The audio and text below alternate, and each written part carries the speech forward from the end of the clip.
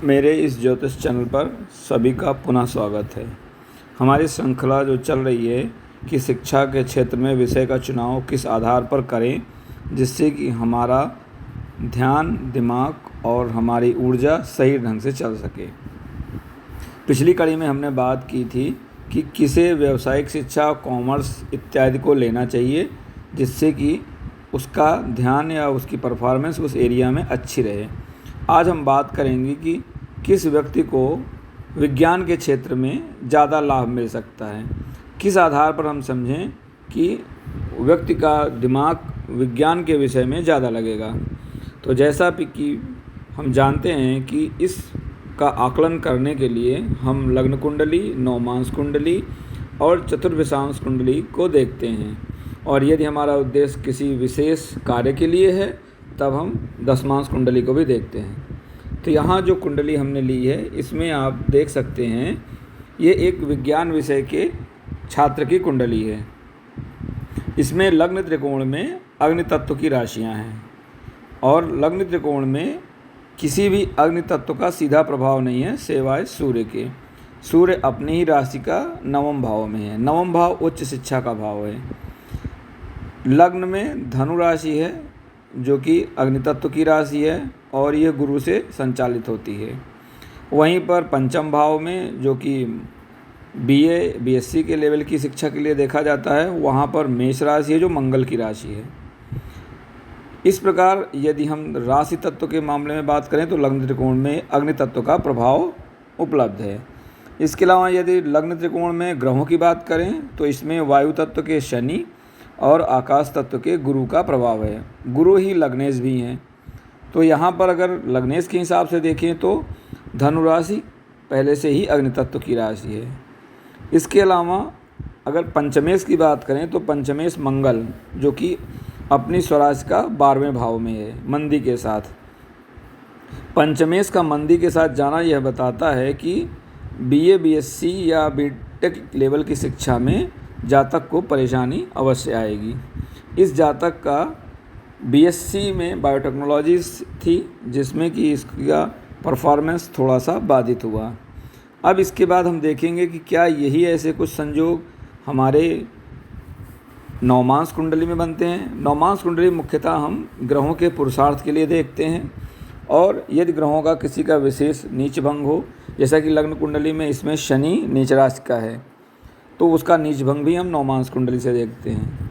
यहाँ पर अगर हम गौर करें तो जो पंचम भाव की राशि है वो अष्टम में गई है।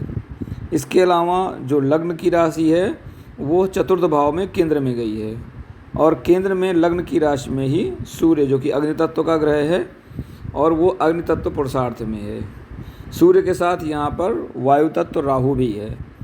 पहले में मेष में लग्नेश गुरु के साथ वायु तत्व शनि था। यहाँ पर लग्न की राशि में या लग्न राशि के पुरुषार्थ में सूर्य है जिसके साथ अगेन वायु तत्व राहु है।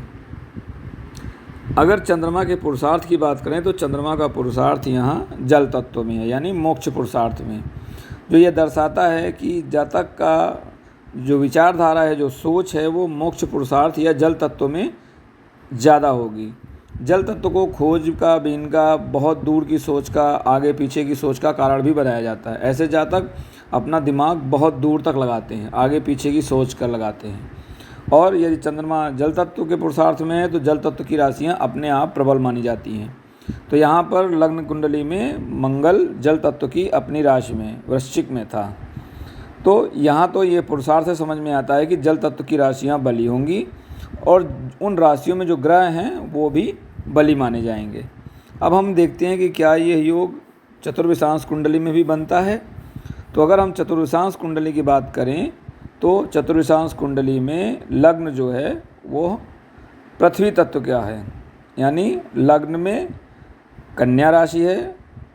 उसके अलावा अगर हम बात करें तो जल तत्व की जो अन्य राशियां हैं जो हम चंद्रमा के पुरुषार्थ से देखते हैं, वहाँ पर कोई ग्रह मौजूद नहीं है सिवाय शुक्र के, जो कि सप्तम भाव में है। सप्तम भाव शुक्र का कालपुरुष में अपना ही भाव होता है और इसलिए यहाँ पे शुक्र को हम बली मानेंगे। लग्न के त्रिकोण में सूर्य और मंगल मौजूद हैं जो कि नवम भाव में हैं। यानी लग्न पर चतुर्विशांश कुंडली में भी अग्नि तत्व का बल मौजूद है। इस प्रकार 1, 5, 9 भाव के त्रिकोण में मंगल और सूर्य मौजूद हैं और पंचम भाव में गुरु जो कि लग्नेश भी है उसकी दृष्टि आ रही है। राशि दृष्टि अस्थायी दृष्टि होती है, यानी जातक के पंचम भाव में गुरु का अग्नि तत्व का प्रभाव रहेगा। यानी यहाँ पर गुरु को फिलॉसफी का कारण भी बताया जाता है। तो ऐसे विषय जिसमें बहुत आगे पीछे और कह सकते हैं बहुत ही इफ एंड देन होते हैं, वो विषय गुरु तत्व की अग्नि तत्व की राशि में माने जाते हैं। तो इस प्रकार D24 कुंडली में भी लग्न त्रिकोण में अग्नि तत्व ग्रह सूर्य और मंगल का प्रभाव है।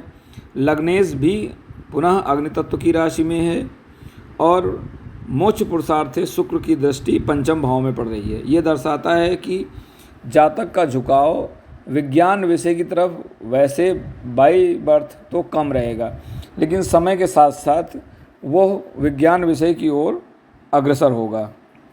तो इस जातक ने आरंभिक शिक्षा विज्ञान विषय से ली, उसके बाद BSc और BSc के बाद आगे चल के इसने अपनी शिक्षा MSc में ली। यहाँ लग्नेश का अष्टम भाव में मंगल की राशि में जाना ये बताता है कि जातक शोध के क्षेत्र में भी जाएगा, या कह सकते हैं शोध के क्षेत्र में उसका झुकाव रहेगा, क्योंकि 8वां भाव शोध का है। इस प्रकार यदि हम लग्न कुंडली, नवमांश कुंडली, चतुर्विशांश कुंडली तीनों को देखें तो ये दर्शा रहा है कि लग्न के आधार पर प्रथम, नवम और पंचम भाव में अग्नि तत्व का प्रभाव मौजूद है। साथ ही साथ वहाँ पर वायु तत्व ग्रहों का भी बराबर का बोलबाला है। तो अग्नि तत्व और वायु तत्व जब ग्रह एक साथ मिलते हैं तो ऐसा व्यक्ति तकनीकी क्षेत्र में व्यवसाय की ओर ज़्यादा झुकाव, क्योंकि वायु तत्व व्यवसाय को निरूपित करते हैं। तो ऐसे व्यक्ति ऐसे कार्यों को करने की कोशिश करते हैं जो कि एक प्रकार से व्यवसाय का रूप ले सकें। इस प्रकार हम विषय के चुनाव को नवमांश, चतुर्विशांश और लग्न कुंडली से समझ सकते हैं। आशा है आपको यह समझ में आया होगा। यदि आपकी कोई शंका है तो कृपया उसे कमेंट के माध्यम से भेजें, हम उस पर भी अलग से एक विषय प्रस्तुत करेंगे। आप सबका चैनल पर बने रहने के लिए धन्यवाद। मिलते हैं अगली कड़ी में कि किसे हम सो कॉल्ड आर्ट विषय में जाना चाहिए। वैसे आर्ट विषय के कई आयाम हैं, जिसमें भूगोल जो कि एक वैज्ञानिक विषय के रूप में है, साथ में अकाउंटेंसी या अर्थशास्त्र भी व्यावसायिक शिक्षा में भी आता है, आर्ट शिक्षा में भी आता है।